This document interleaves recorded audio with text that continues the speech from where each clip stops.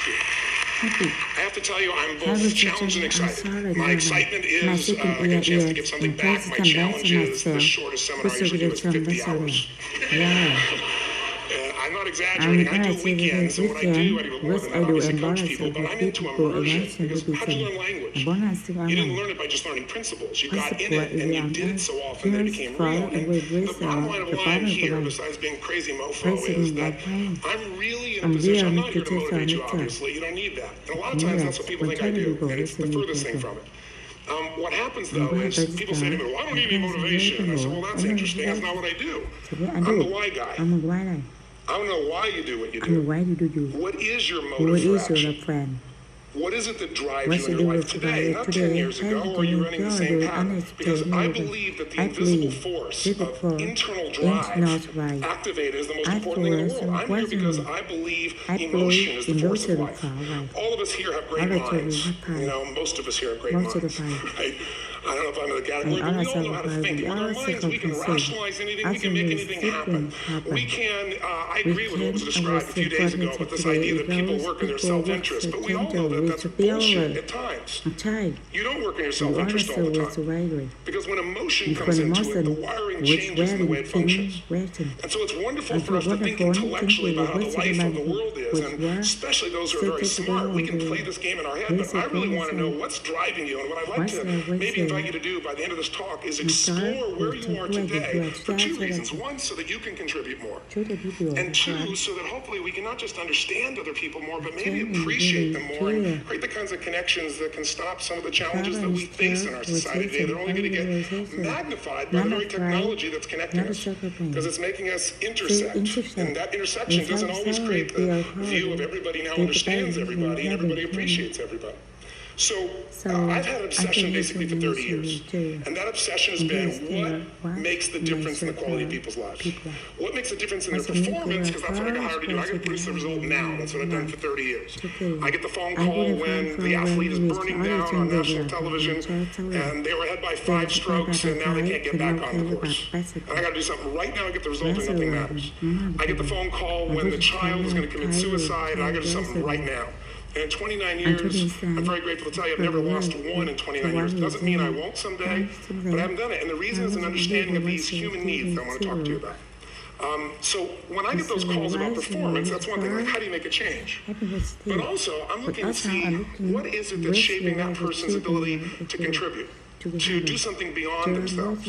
So maybe the real question is, you know, I look at life and say there's 2 master lessons. One is there's the science of achievement, which almost everyone in this room has mastered to an amazing extent. That's how do you take the invisible and make it visible, right? How do you take what you dream about and make it happen? Whether it be your business, your contribution to society, money, whatever it is for you, your body, your family. But the other lesson of life that is rarely mastered is the art of fulfillment.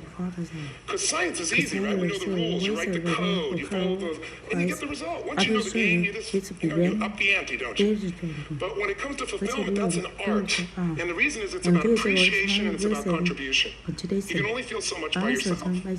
So I've had an interesting laboratory to try to answer the question of the real question, which is what's the difference in somebody's life if you look at somebody like those people that you've given everything to, like all the resources they say they need. You gave them not a $100 computer, you gave them the best computer. You gave them love, you gave them joy, you were there to comfort them. And those people very often, and you know some of them I'm sure, end up the rest of their life with all this love, education, money, and background, spending their life going in and out of rehab. And then you meet people that have been through ultimate pain. Psychologically, sexually, spiritually, emotionally abused, and not always, but often they become some of the people that contribute the most to society. So the question we got to ask ourselves really is, what is it? What is it that shapes us? And we live in a therapy culture. Most of us don't do that, but the culture is a therapy culture. And what I mean by that is the mindset that we are our past. And everybody in this room, you wouldn't be in this room if you bought that theory, but most of society thinks biography is destiny. The past equals the future. And of course it does if you live it. But what people in this room know, and what we have to remind ourselves of, is you can know something intellectually. You can know what to do and then not use it, not apply it. So really we're going to remind ourselves is decision is the ultimate power. That's what it really is. Now when you ask people, you know, have you failed to achieve something? How many have ever failed to achieve something significant in your life? Say, I. Thanks for the interaction on a high level there. But if you ask people, why didn't you achieve something? Somebody who's working for you, or a partner, or even yourself, and you fail to achieve a goal, what's the reason people say they failed to achieve? What do they tell you? Didn't know enough, didn't have the knowledge, didn't have the money, didn't have the time, didn't have the technology, I didn't have the right manager, didn't have the Supreme Court.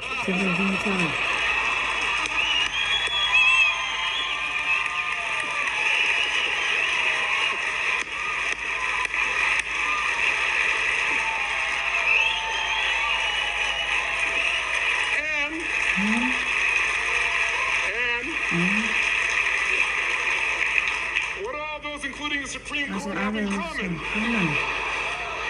They are claimed to be missing resources, and they may be accurate. You may not have the money, you may not have the Supreme Court, but that is not the defining factor.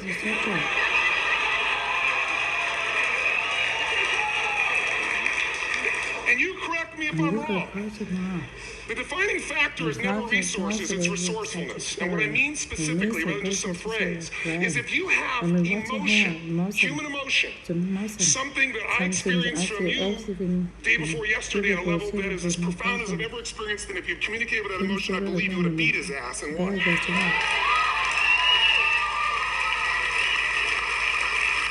But how easy for me to tell him what he should do. Idiot, Robbins. But I know when we watched the debate, at that time, there were emotions that blocked people's ability to get this man's intellect and capacity and the way they came across to some people in that day. Because I know people that wanted to vote in your direction and didn't, and I was upset. But there was emotion that was there. How many know what I'm talking about here? Say aye. So emotion is it. If we get the right emotion, we can get ourselves to do anything. We can get through it. If you're creative enough, playful enough, fun enough, can you get through to anybody, yes or no? If you don't have the money, but you're creative or determined enough, you find the way. So this is the ultimate resource, but this is not the story that people tell us. Right? The story people tell us is a bunch of different stories. They tell us we don't have the resources, but ultimately, if you take a look here, flip it up if you would. They say, what are all the reasons they have in common? We said that. Next one, please. He's broken my pattern, that son of a bitch. But I appreciated the energy, I'll tell you that. What determines your resources? We said decision shape destiny, which is my focus here. If decision shape destiny, what determines it is three decisions. What are you going to focus on? Right now, you have to decide what you're going to focus on. In this second, consciously or unconsciously, the minute you decide to focus on something, you got to give it a meaning. And whatever that meaning is produces emotion. Is this the end or the beginning? Is God punishing me or rewarding me, or is this the roll of the dice? And emotion then creates what we're going to do, or the action. So think about your own life, the decisions that have shaped your destiny. And that sounds really heavy, but in the last 5 or 10 years, 15 years, haven't there been some decisions you've made that if you made a different decision, your life would be completely different? How many can think of one, honestly? Better or worse? Say aye. So the bottom line is maybe it was where to go to work, and you met the love of your life there. Maybe it was a career decision. I know the Google geniuses I saw here. I mean, I understand that their decision was to sell their technology at first. What if they made that decision versus to build their own culture? How would the world be different? How would their lives be different? Their impact. The history of our world is these decisions. When a woman stands up and says, no, I won't go to the back of the bus, she didn't just affect her life. That decision shaped our culture. Or someone standing in front of a tank. Or being in a position like Lance Armstrong and someone says to you, you've got testicular cancer. That's pretty tough for any male, especially if you ride a bike. You got it in your brain, you got it in your lungs. But what was his decision of what to focus on? Different than most people. What did it mean? It wasn't the end, it was the beginning. What am I going to do? He goes off and wins 7 championships he never won once before the cancer because he got emotional fitness, psychological strength. That's the difference in human beings that I've seen of the 3 million I've been around. Because that's about my lab. I've had 3 million people from 80 different countries that I've had a chance to interact with over the last 29 years. And after a while, patterns become obvious. You see that South America and Africa may be connected in a certain way, right? Other people say, oh, that sounds ridiculous. It's simple. So, what shaped Lance? What shapes you? 2 invisible forces. Very quickly. 1, state. We all have had times. Have you had a time you did something and after you did it, you thought to yourself, I can't believe I said that. I can't believe I did that. It was so stupid. Who's been there? Say aye. Have you ever done something after you did it? You go, that was me. Right? It wasn't your ability, it was your 而是 state. 你有 state Your model of the 有 world is model what shapes you 做 long term. 我是发展 Your model of the world is the 我 filter. 是发展 That's what's shaping us. That's That's what makes people make decisions. When we want to influence somebody, we got to know what already influences them. And it's made up of 3 parts, I believe. First, what's your target? What are you after? Which I believe it's not your desires. You think your desires and goals? How many of you got a goal, desire, and thought, is this all there is? How many have been there? Say aye. yeah So it's needs we